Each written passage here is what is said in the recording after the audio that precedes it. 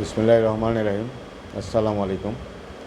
সুপ্রিয় ছাত্রছাত্রীবৃন্দ, সরকারি হরেমা কলেজ আয়োজিত অ্যাকাউন্টিংয়ের এই অনলাইন ক্লাসে তোমাদের স্বাগত জানাই। আজকে আমরা আলোচনা করব অ্যাকাউন্টিং ফর অ্যামালগামেশন নিয়ে বা একত্রীকরণ সংক্রান্ত হিসাব নিয়ে। তো এই আলোচনায় থাকবে যে একত্রীকরণ কাকে বলে, একত্রীকরণের সুবিধা কী, অসুবিধা কী, তারপরে একত্রীকরণের ক্ষেত্রে কী অ্যাকাউন্টিং প্রসিডিউর ফলো করতে হয়, এগুলো সব আমরা কী করব আজকে আলোচনা করব। আলোচনার শুরুতেই আমরা জানি যে একত্রীকরণ বা মিশ্রণ কাকে বলে। এটাকে অনেক সময় মার্জার বলে, অনেক সময় অ্যামালগামেশন বলে। সেটা হচ্ছে যখন দুই বা ততোধিক কোম্পানি বিভিন্ন প্রকার সুবিধা ভোগ করার নিমিত্তে মিলিত হয়ে একটি নতুন কোম্পানি গঠন করে, তখন তাকে একত্রীকরণ বলে। তো এক্ষেত্রে দুইটা বৈশিষ্ট্য আসে। একটা হচ্ছে যে পুরনো কোম্পানিগুলো কি অবসায়ন হয়, নতুন একটা কোম্পানির জন্ম হয়। যেমন উদাহরণ হিসাবে ধরতে পারি ক লিমিটেড এবং খ লিমিটেড, একটি কোম্পানি, দুইটি কোম্পানি ছিল, তারা একত্রিত হয়ে ক খ লিমিটেড তৈরি করলো। তাহলে ক আর খ দুইটা কোম্পানি আর থাকলো না, ক খ লিমিটেড নতুন করে কী হচ্ছে, তৈরি হচ্ছে। তাহলে এটা আমাদের মাথায় রাখতে হবে যে একত্রীকরণের ক্ষেত্রে আগের কোম্পানিগুলোর অস্তিত্ব থাকে না, নতুন করে কোম্পানির অস্তিত্ব হয়। আর তাহলে এখন আমরা যেটা তারপর শিখব যে এটার উদ্দেশ্য কী। 13টা উদ্দেশ্যে আসলে একত্রীকরণ হয়। তার প্রথমটি হচ্ছে ব্যয় কমাতে, প্রতিযোগিতা হ্রাস পায়, বাজার নিয়ন্ত্রণ করা যায়, মুনাফা বৃদ্ধি করা যায়, কারিগরি জ্ঞান ও দক্ষতার পূর্ণ ব্যবহার করা যায়, অর্থনৈতিক শক্তি হিসেবে কাজ করে, প্রচুর কাঁচামাল ক্রয়ের সুবিধা লাভ করা যায়, দ্রব্যমূল্যের স্থিতিশীলতা রক্ষা হয়, শ্রমিক সঙ্গ প্রতিরোধ করা যায়, সুদৃঢ় অর্থনৈতিক অবস্থা সৃষ্টি হয়, আন্তর্জাতিক বাজার নিয়ন্ত্রণ করা যায়, ব্যবস্থাপনার দক্ষতা অর্জিত হয় এবং ঝুঁকি হ্রাস পায়। একত্রীকরণের প্রকার হচ্ছে 3 প্রকার একত্রীকরণ হয়। একটা হচ্ছে আনুভূমিক, উলম্ব এবং কংগ্লোমেরেট। আনুভূমিক হচ্ছে হরিজন্টাল, যখন একই ব্যবসায় নিয়োজিত কোম্পানিসমূহের মধ্যে একত্রীকরণ হয় তখন এটা হরিজন্টাল অ্যামালগামেশন। যেমন জুট কোম্পানির সাথে আরেকটা জুট কোম্পানি একত্রীকরণ হলো, এটা হলো হরিজন্টাল। আর ভার্টিক্যাল হচ্ছে যখন সরবরাহকারী বা ক্রেতা কোম্পানির সাথে একত্রীকরণ সংগঠিত হয়, ক্রেতা তখন এটা হচ্ছে কি উলম্ব, অর্থাৎ এখানে প্রতিযোগিতা করার ক্ষমতা বৃদ্ধি করার জন্য এটি হয়ে থাকে। আর বহুমুখী বা কংগ্লোমেরেট হচ্ছে যখন বিভিন্ন কোম্পানির মধ্যে একত্রীকরণ হয় তখন তাকে বহুমুখী একত্রীকরণ বলে। এখন প্রশ্ন হচ্ছে আমরা একত্রীকরণ কেন করব। একত্রীকরণের 14টা সুবিধা আছে। তার প্রথমটি হচ্ছে ব্যয় হ্রাস হয়। এতে দ্রব্যের চাহিদা অনুপাতে উৎপাদন করা যায়, স্বল্প মূল্যে কাঁচামাল ক্রয় করা যায়, পর্যাপ্ত মূলধন পাওয়া যায়, বিজ্ঞাপন খরচ এড়ানো যায়, বাজার নিয়ন্ত্রণ করা যায়, প্রশাসনিক ব্যয় সংকোচ হয়, মুনাফা বৃদ্ধি করা যায়, কারিগরি জ্ঞান ও দক্ষতার সমাবেশ ঘটে, মূল্যের স্থিতিশীলতা আনা যায়, শ্রমিক সংঘের কার্যকলাপ প্রতিরোধ করা যায়, বিক্রয়ের নিশ্চয়তা লাভ করা যায়, অস্তিত্ব রক্ষায় সহায়ক এটি এবং ঝুঁকি হ্রাস করা যায়। আর এটার অসুবিধা হচ্ছে যে জনস্বার্থ বিরোধী কার্যকলাপ অনেক সময় হয়, একচেটিয়া ব্যবসার উদ্ভব হয়, নিম্নমানের পণ্য বাজারে সয়লাভ হয়ে যায়, নেতৃত্বের সমস্যা হয়, কর্মসংস্থান হ্রাস করা যায়, ব্যবস্থাপনায় সমস্যা হয়, শিল্পোদ্যোগে বাধার সৃষ্টি হয়, উদ্যোক্তাদের মধ্যে দুর্নীতি বিস্তার লাভ করে, মাত্রাতিরিক্ত আনুষ্ঠানিকতা থাকে, সুনাম হ্রাস পায়, ধনী গরিবের বৈষম্য বৃদ্ধি পায়, শ্রমিক সংঘের কার্যকলাপে হস্তক্ষেপ করা যায় না, অনেক সময় অতি মূলধন ক্যাপিটাল অনেক সময় বেশি হয়ে যায়। আর এই কাজটা করতে গেলে একটা প্রসিডিউরের মধ্যে যেতে হয়। যে প্রথম হচ্ছে কোম্পানির পরিচালকরা একত্রীকরণ নিয়ে তাদের শর্তসমূহ প্রস্তুত করবেন, তারপরে কোম্পানির আইন স্মারকলিপি অনুযায়ী এগুলো অনুমোদন করবেন, কোম্পানির রেজিস্ট্রার বা সিকিউরিটি এক্সচেঞ্জ কমিশনকে জমা দিয়ে অনুমতি আনবেন। তারপরে পুরাতন কোম্পানির শেয়ার এবং ঋণপত্র বিনিময়ের মাধ্যমে নতুন কোম্পানি প্রতিষ্ঠিত হবে এবং নতুন যে একীভূত কোম্পানিগুলো বিলুপ্ত হবে এবং তাদের সম্পত্তি এবং দায়গুলো নতুন কোম্পানি সব গ্রহণ করবে। এখন এখানে হিসাব প্রক্রিয়ার জন্য এই নিম্নোক্ত ধাপ ফলো করতে হবে। প্রথমে যেটা করতে হবে যে অবসায়নের দিনে কোম্পানিসমূহের একটা উদ্ধৃতপত্র প্রস্তুত করতে হবে। যদি উদ্ধৃতপত্র তৈরি করা না থাকে তাহলে এটি নতুন করে বানাতে হবে। 2 নম্বর হচ্ছে আদায়করণ হিসাব খুলতে হবে এবং তাতে ভুয়া এবং অলীক সম্পত্তি বাদে সব সম্পত্তি এবং দায় ট্রান্সফার করতে হবে। 3 নম্বর হচ্ছে চুক্তি ও শর্ত অনুযায়ী ক্রয় প্রতিদান নির্ধারিত করতে হবে। 4 নম্বর হচ্ছে ক্রয় প্রতিদান দ্বারা আদায়করণ হিসাবকে ক্রেডিট করতে হবে, অর্থাৎ আদায়করণ হিসাবের ক্রেডিট পাশে ক্রয় প্রতিদানকে দেখাতে হবে। 5 হচ্ছে আদায়করণ হিসাবের ডেবিট পাশে নগদ যত ধরনের ব্যয় বা অর্থের বহির্গমন তা দেখাতে হবে এবং ক্রেডিট পাশে যে কোনো ধরনের অর্থের গ্রহণকে দেখাতে হবে। তারপর আদায়করণ হিসাবে লাভ লোকসান নির্ণয় করতে হবে। এই পর্যায়ে এসে মূলধন, উদ্বৃত্ত, সঞ্চয়পত্র, সঞ্চয়সমূহ সকল প্রকার প্রাপ্য বিবিধ শেয়ার মালিক যারা আছে তাদের হিসাবে ট্রান্সফার করতে হবে। আদায়করণ হিসাবে লাভ লোকসান বিবিধ শেয়ার মালিকদের টাকা ট্রান্সফার করে দিতে হবে। নগদ শেয়ার বা ঋণপত্র আকারে ক্রয় প্রতিদান গ্রহণ করতে হবে। ঋণপত্রের মালিক এবং অগ্রাধিকার শেয়ার মালিকদের দাবি মিটিয়ে দিতে হবে। তাদের বিদ্যমান শেয়ার মালিকদের নতুন কোম্পানির শেয়ার ও ঋণপত্র বিতরণ করতে হবে। এখন প্রশ্ন হচ্ছে যে একত্রিত হবার অনেকগুলো পদ্ধতি আছে। একটা হচ্ছে অ্যামালগামেশন বা একত্রীকরণ, আরেকটা হচ্ছে গ্রসন বা অ্যাবজেকশন, আরেকটা হচ্ছে হোল্ডিং করা বা হোল্ডিং কোম্পানি বা আয়ত্ত কোম্পানি, আর আরেকটা হচ্ছে আভ্যন্তরীণ পুনর্গঠন বা ইন্টারনাল রিকনস্ট্রাকশন, আরেকটা হচ্ছে বাহ্যিক পুনর্গঠন বা এক্সটার্নাল রিকনস্ট্রাকশন। এই সবগুলোই কিন্তু একত্রীকরণ সংক্রান্ত কাজ। তাহলে আমরা বলতে পারি যে দুইটা কোম্পানি যখন একটা ফরমেশন করে তখন এটা অ্যামালগামেট, যখন একটা লিকুইডিটর আর নতুন ফরমেশন না করে সেটা অ্যাবজর্পশন, আর no liquidation with formation holding company, কোনো লিকুইডেশন না করে নিলে এটা হোল্ডিং কোম্পানি। এভাবে জিনিসটা হবে আর কি। এবার হচ্ছে অ্যাকাউন্টিং প্রসিডিউর আমার কী ফলো করতে হবে। তার জন্য সাধারণত একত্রেকরণের জন্য বিক্রেতা বা ভেন্ডরের বইতে দুইটা কাজ করতে হয়। এক হচ্ছে জাবেদা করতে হয়, আর একটা লেজার করতে হয়। আর হিসাবের বই বন্ধ করার জন্য আদায়করণ হিসাব করতে হয়, শেয়ার মালিকদের হিসাব করতে হয়, আর ঋণপত্রের হিসাব করতে হয়।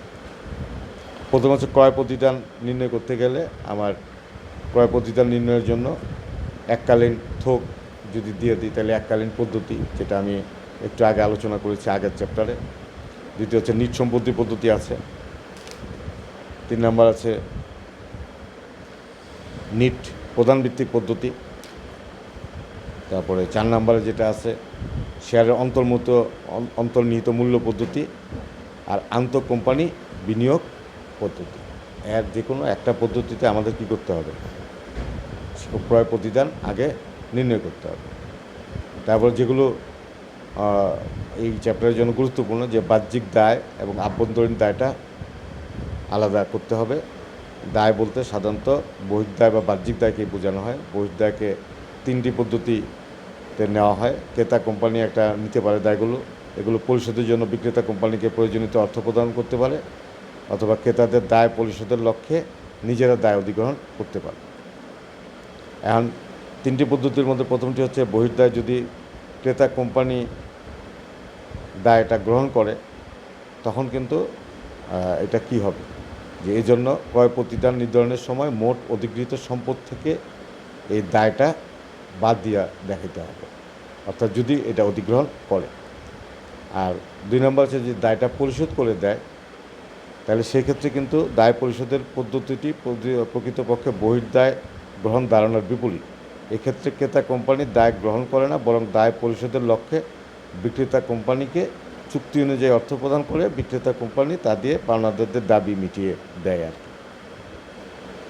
আরেকটা হচ্ছে যে পদ্ধতি যেটা অন্তর্দায়।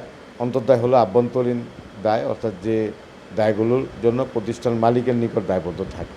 এ ধরনের দায়গুলো কখনো আদায়করণ হিসাবে স্থানান্তরিত হয় না, বরঞ্চ এগুলো কি শেয়ার মালিকদের পাওনা হিসাবে শেয়ার মালিকদের মূলধনে চলে যায় এগুলো। অপরদিকে বহির্দায় সর্বদা আদায়করণ হিসাবে যায়, কেননা ওটা বাইরের লোকের দায়। এখন আমাদের যেই অন্তর্দায় বহির্দায়ের অনেকে বুঝতে সমস্যা হয়, জন্য আমি একটা লিস্ট দিয়ে দিচ্ছি। যে বহির্দায় হচ্ছে ট্রেড ক্রেডিটার্স বা sundry creditor, bills payable, accounts payable, notes payable, promissory note, bank overdraft, outstanding expenses, loan, debenture, workman saving bank, workman profit participation fund, pension fund, provident fund, benevolent fund, superannuation fund, taxation provision, unclaimed dividend, managers commission, liability for worker compensation, leasehold redemption fund, plant replacement reserve ইত্যাদি। আর internal যে দায়গুলো আছে, যেটা মালিকরা আসলে mainly পায়, সেটা হচ্ছে কি insurance fund, workman accident fund, dividend equalisation fund, development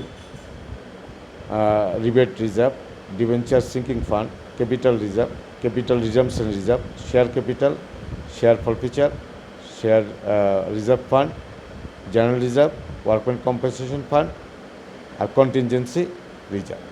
এই জিনিসগুলো হচ্ছে কি মানে আসলে মূলত কোম্পানির যারা আগের মালিক ছিল তারা এটা পায়া থাকে আর কি। এই পদ্ধতিতে অ্যাকাউন্টিং করতে গেলে জার্নাল করতে হবে বিক্রেতার বইতে, আর খতিয়ান করতে হবে। আর হিসাব বন্ধ করার জন্য এই যে 3 প্রকার হিসাব, আদায়করণ হিসাব বা realisation account, share holders account এবং ডিভেঞ্চার্স অ্যাকাউন্ট, এগুলো আসবে আর কি।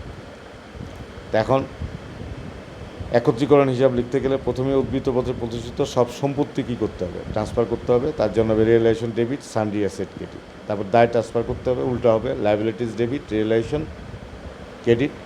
শেয়ার মূলধন সঞ্চিতি এগুলো স্থানান্তর করতে হবে, তার জন্য হবে equity share capital, general reserve, profit and loss এগুলো ডেবিট, শেয়ার হোল্ডার ক্রেডিট। আর যদি কোনো দায় থাকে উল্টা share holder debit, profit and loss বা discount on loss of issue of share এগুলো ক্রেডিট হবে। আর অগ্রাধিকার শেয়ার যদি একই হবে, preference share capital debit, realisation if paid by premium debit, আর প্রেফারেন্স শেয়ার হোল্ডার ডেবিট, আর রিয়েলাইজেশন ইফ পেইড বাই একটা ডিসকাউন্টে এগুলো ক্রেডিট হবে। আর যদি ঋণপত্র পরিশোধ করা হয় debenture debit, debenture holder credit. ক্রেতা বা বিক্রেতা নতুন কোম্পানি থেকে প্রাপ্য প্রতিদান গ্রহণের জন্য new company debit, realisation credit. নতুন বা ক্রেতা কোম্পানি থেকে ক্রয় প্রতিদান গ্রহণ করার সময় হবে cash debit, share in new capital debit, share preference share in new company, debenture in new company debit করে new or purchasing company credit হবে। আর যদি খরচ দেওয়া হয়, খরচ যদি বিক্রেতা বহন করে রিয়েলাইজেশন ডেবিট, ব্যাংক বা ক্যাশ অ্যাকাউন্ট ক্রেডিট। আর যদি ক্রেতা গ্রহণ করে তাহলে জাবেদা না দিলেও চলবে। আর যদি অবসান খরচ ক্রয় প্রতিদিনে অন্তর্ভুক্ত থাকে রিয়েলাইজেশন ডেবিট, ব্যাংক ক্রেডিট। আর নতুন কোম্পানি যেটা নেয় নাই সেটা যদি আমরা বাইরে এমন সম্পত্তি বিক্রি করে দেই তাহলে ব্যাংক ডেবিট, রিয়েলাইজেশন ক্রেডিট। আর দায় যদি নেয় নাই যেটা সেটা পরিশোধ করলে রিয়েলাইজেশন ডেবিট, ব্যাংক ক্রেডিট। আর ঋণপত্র টাকা দিলে ডিবেঞ্চার হোল্ডার ডেবিট, ডিবেঞ্চারের নিউ কোম্পানি ক্রেডিট। তারপর আমাদের যেটা মাথায় রাখতে হবে যে যদি অগ্রাধিকার মালিকদের দায় আমি শোধ দিয়ে দিই তাহলে হবে preference share holder debit, share in new company আর ব্যাংক ক্রেডিট। আদায়করণে যদি ক্ষতি হয় sundry share holder debit, realisation credit. আর লাভ হলে উল্টা realisation debit, share holder credit. আর চূড়ান্ত পানা জন দিয়ে দেওয়া হবে equity share in company debit, bank বা ক্যাশ ক্রেডিট। আর নতুন যে কোম্পানিটা হচ্ছে সেখানে জাবেদা হবে ব্যবসা যখন ক্রয় করব তখন বিজনেস পারচেজ ডেবিট, লিকুইডেটর আর অ্যামালগেমেটিং কোম্পানি ক্রেডিট। যখন সম্পদের দায় গ্রহণ করা হবে সম্পদের জন্য asset debit, liabilities credit, business purchase credit. আর যদি অধিকৃত সম্পদের মূল্য ক্রয় প্রতিদিন কম হয় আর কি, asset debit, liabilities credit, business purchase debit, capital reserve credit. আর যদি অধিকৃত সম্পদের মূল্য ক্রয় প্রতিদানের চেয়ে বেশি হলে সেটা হবে ক্যাপিটাল রিজার্ভ, আর কম হলে হবে গুডউইল। যদি কম হয় তাহলে অ্যাসেট ডেবিট, গুডউইল ক্রেডিট, গুডউইলও ডেবিট, আর লায়াবিলিটিস আর বিজনেস পারচেজ ক্রেডিট। আর যখন আমরা ক্রয় প্রতিদান দিয়ে দিব লিকুইডিটার হবে অ্যালুমিনি কোম্পানি ডেবিট, আর ক্রেডিট হবে equity share, share premium, preference share, debenture, cash. আর যখন আদায় খরচ গ্রহণ করা হবে গুডউইল ডেবিট, ব্যাংক ক্রেডিট। যখন প্রাথমিক খরচ হবে ফরমেশন এক্সপেন্স ডেবিট, ব্যাংক বা ক্যাশ ক্রেডিট। যখন সুনাম ও মূলধন সঞ্চিত উভয়ই থাকবে তাহলে হয় জাবেদা হবে capital reserve debit, goodwill credit, অথবা goodwill debit, capital reserve credit. আর যে কোনো একটি হবে আর কি। আর যখন নতুন শেয়ার ও ঋণপত্র দেওয়া হবে, ব্যাংক বা cash debit, share capital credit, debenture credit. তো এই কয়টা জিনিস জানা থাকলে তুমি কিন্তু কি একত্রীকরণের যে কোনো অঙ্ক করতে পারবা। তাহলে আজকের আলোচনা এই পর্যন্ত। সবাই ভালো থাকো। আসসালামু আলাইকুম।